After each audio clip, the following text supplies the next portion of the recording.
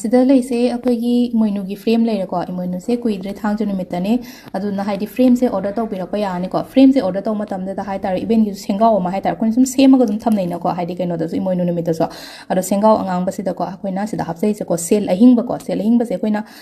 Manipur da phang ba sel ahing ba dam phange ko haidi pirate pudi pirate oire ko adum pirate su thame dum si su dum leina ko haidi hangak pagi matung ina hai tar sida oina hapsare ko sel hing ba se hape aduga coin ariba natraga copper coin gumba ma hapiu ko pot hum suan se ba aduga sida ko sidi akoina sum aina sum hapsabani ko aigi side tege haidi crystals loina ma crystal loin shu boje haidi bracelet si bata le khole happy habe yaw ko adum thambiyo ba sigi pot se sigi ahum gi combination se ne aduga kaino se ko haidi frame se ga akoi gi store da phangbirani ko ma yeng Emoinu gi akoi kai kai tawba ya gadage habado adugi matang da ne ko ado mayam pulap phajana khoiramina se handaki chahi se shanti leina ba asoi angam kemta yaudana ba aduga wata padaba chahi oina ba gidamakta akhang ba khatang share tawjarakpane kitang asoi ba angam ba yauraga su mayam ngakpiyo ahambada khubam gi se koina tairen mana lauraga loina makhik tu eko sengdu eko sida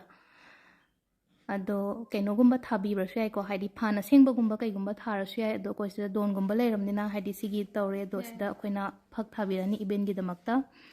ado photo oiragadi photo adum keno tawbiro phi ama tharaga ko haidi phakkumba leitragana ado akoina sida lebakna saba Eben je sida keno thambirase ko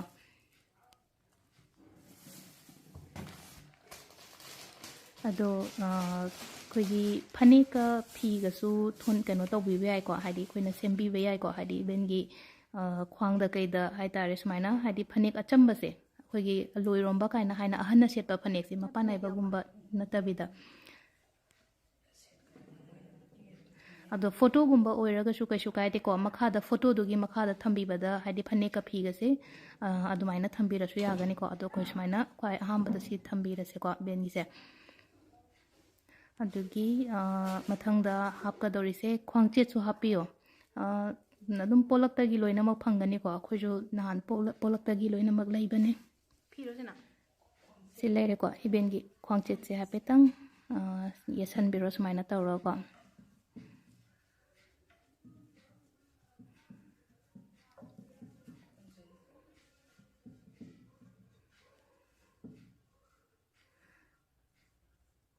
aduga aroibadana magi inafi thoppaga thamma yani ko saidamda hapiraga yarani ko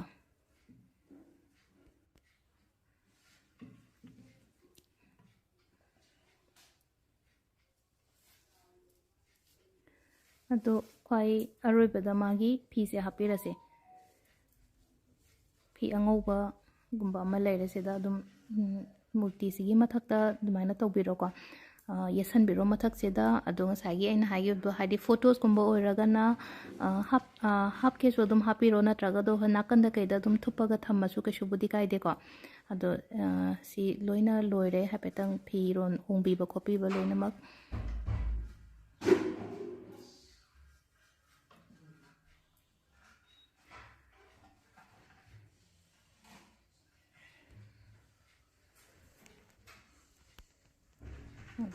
koina lik kumba kai gumba leiraga su dum si se season bi ba yai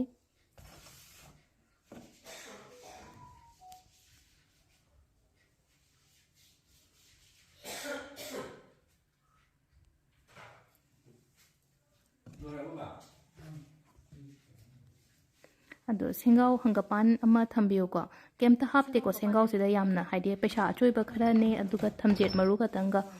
sida happy base ado se chaisu leire aduga hidak pu leire ko hidak chapu haibado koina macha mayam thokpado polakta dum leiraga koina katpi be ai ko sigi mayam se ado sengau se mathangi chahi pawa dum thambiyo kai thoktana sidana koina chingumba hapaga keno tawrasu yare kallasu yare sigi chapu jina kai oja ahambagi sembadi sida loire ko ado pochai kai kai hapkadage haibado su hapeding minarase ado ngasagi sigi kenogi mathak sida koina phi hapetang angobagumba leiragadi hapjanbiro jaga leitragadi ke su gaide ko jaga leiragadi dum swain tawraga happy ba yai ko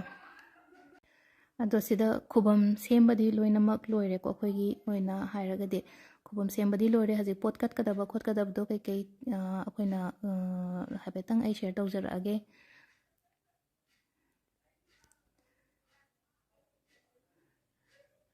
do sida cheng thangjale ahan bada ko cheng se angang bane amu bane angau bane ko sida koina luwang mangang khumman haina ahan amana takpirak bane koina kaithen chatpada ko sise koina katpi bai ko cheng makhal ahum se adagi chengbu macha da phau se thambiyo phau se chahi ama gi oina ni ko se tawde se adum chengbu manu cheng hapa ga di keno tawidana chengbu macha se da tin changak pa haiba malai aduduna haidi phau oina sumaina chengbu macha ama kaidana sumaina thambiyo अखोइना इवेन लाट कदोरिबा जगह अदुदा चाखुमदा दुम को चेंगबु मचा अपिकपा म लेरगा सिसिमा तौबिबा याय को दगी अतै अतै हापनिंगबदि दुम अखोइना लई सिदा हादि कबोक नुबो हापा अदगी हई हापा सिदा हादि सिकत यादे खोत यादे हाइबा लेते को अदो सिदा होय खरा मचंग ओइबा खरा बुदि लेरे को सिदा कैनोगुम्बदा अखोइगी लईगुम्बदा खरा सिदा लेरे को अखोइगी लांगथ्रई दगी ngarubaak sida nga ayaiba kitang hapiyo sida ngarubaak macha ama tawra ko nga ayaiba kitang leire sida aduga sida akoina nga su nga akang basu khara su hapkhini ko sida nga makhal taret kumba su katpa phaye na haini aduna haidi nga makhal taret adum kaithen dagi dum yengbiraga nga makhal taret katang mayam na te ko amam katang ne sida sida nga makhal taret ama leire khoigi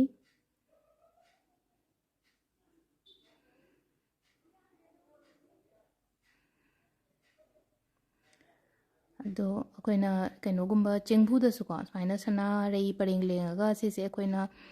warak kundo na hai ko sise dum leiraga di hapiro leitraga na skip tawbiro ko ado sida warak kundo di hape ado loina semba saba loira kanda amu khikdokpiro haidi phunga su sumaina sembiro haidi phunga leitaba ngai gi oina haraga duga yosabi gi makhong ahum side se mai amamam loina katpi gadabni ko ado sida akoina side ahum ase yosabi gi makhong mari sida loina mak candle amamam than bagi jaga thambiro aduga maiphu macha amsu hobiyo ko maiphu macha bazar da thopo dum lobiro aduga maiphu macha gumba kai gumba atai di sida hapimam se haira injang na pi di isa na katning bado dum angam ba khara dum katlase ko adagi thum hapisu ko thum ani ni ko sida hapise kaino tawraga amana longthoga hape amana upsalaga sumaina hapagi sigi niyom su leiba male ko ado sida loina ma koina thamba khotpa loire ko aduga ching haiga daba wali ko sida ching haibase imung manungi mi loina mak cheng haibiyo na hai ko sida ahan dagi hobiro aduga haidi ahan adagi angang ai loin suna ba kitang cheng je horen ahumlak loina mak haidoini ko haiba matamda ado si hana loina mak thanbirase ko do mai se hugat piro kitang macha ama haidi phunga macha ama dumai tar hugat pirase phunga leraga di phare dum atu dum tawbiba yare ko potse mamangda dum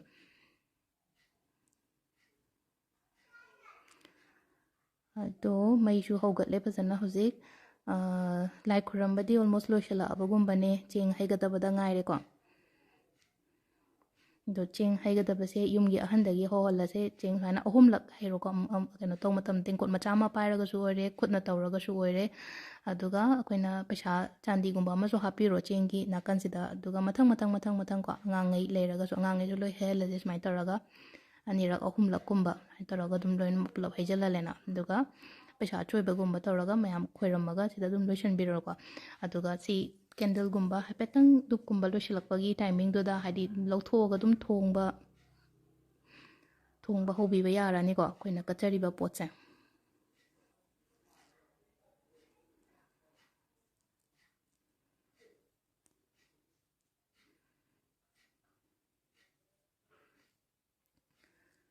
ado loibadi loire loinamak akoina sida katlise ko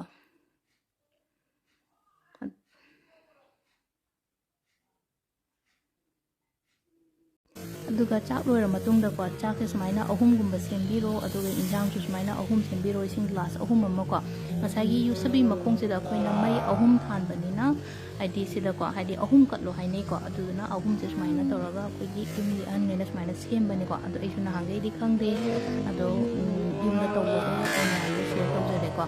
ado sise hayeng khajana tawbiro mayam ko aduga andaki jahi se haidi shanti leina pata pata bo oina khoiram minarase ko punna